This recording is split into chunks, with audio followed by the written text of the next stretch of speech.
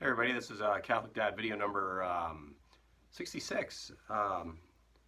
Always be optimistic. Now, I was thinking about people I interact with through the day. I'm a pretty social guy. I interact with a lot of people. I go to work, I interact with a lot of fellow coworkers, patients, and so on and so forth. I'm a physician in a hospital. And always be optimistic. That's my advice to you. So today was Monday, and so when people say, "Good morning, Catholic Dad," I say, "Good morning, it's Monday, new beginning, fresh start, a great beginning to a new week." A lot of people don't like Mondays, but when they hear that, boy, it kind of makes them look twice at you and say, I wonder why that guy's so happy. But all that being said is optimism is a sign, it's a signal to people around you that if you're optimistic and you carry optimism to everything that you do in your life, whether it be every hard task, every hard chore, all the difficulties and tragedies in your life, that you go forth with optimism, it signals to people in your life that you have something that they don't have, that you have a reason to be optimistic, that your future's bright, and you're going to make something of yourself. And so it's also a sign that you're strong. And I don't mean physically strong, that you can dominate somebody, be formidable, but it's a sign that you're mentally strong, you're mentally tough. Because a lot of people have difficulty with their days. A lot of people feel dominated by their days. A lot of people feel overwhelmed, and they're so willing to share it with other people. That is a sign of weakness. That if you're willing to share all your tragedies and all your sufferings and all your annoyances with other people, it shows that you're not able to deal with the hardships of life. And people don't actually enjoy people like that.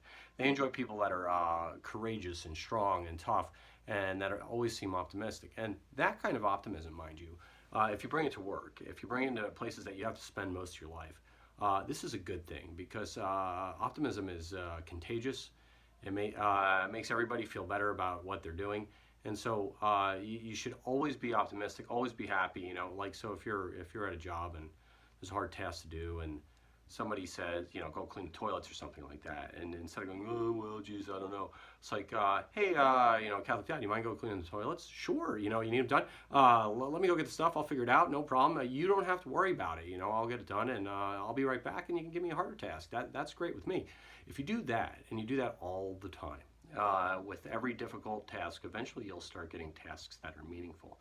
And the meaningful tasks, the really great ones that help out corporations, help out companies, and help out people, once you start grabbing those tasks, you know what that means? You're grabbing responsibility. And once you start grabbing responsibility, do you know what that means? You're grabbing meaning. And then you start picking up bigger and bigger loads and carrying heavier loads. And when you have responsibility in your life, when you actually can grab responsibility, that means you actually have purpose. And when you have purpose, that means you mean something to somebody else. And so it's very difficult to get into that situation where you have meaning in life, where you actually have purpose for other people, if you're not constantly being optimistic, constantly grabbing responsibility that most other people don't do it, and do it with a smile on your face, happiness, and never complain, and never say you're tired, never ever show them that you don't want to be doing it. And if you can fake that, I mean, sometimes you do have to fake it, no doubt about it, because the humans are not robots, right? And so humans eventually have to stop, lay down, recuperate, get some sleep. I mean, sometimes most people don't get enough sleep. I certainly have been guilty of that in my past. So that's all I want to say. Be optimistic. It makes you a light, like a candle of light in the darkness, that other people can look at and know that you're there, going to be happy every single time they see you. Kind of like the same way that a yellow puppy dog, like a little yellow lab, makes people happy when he's wagging his tail and wagging his whole body all the time.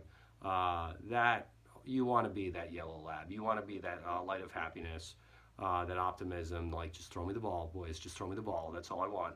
And that will make your workplace a lot better. Now, a lot of people are programmed not to be happy. They're just kind of doty and miserable people, and low energy, and oh, woe is me, woe is me.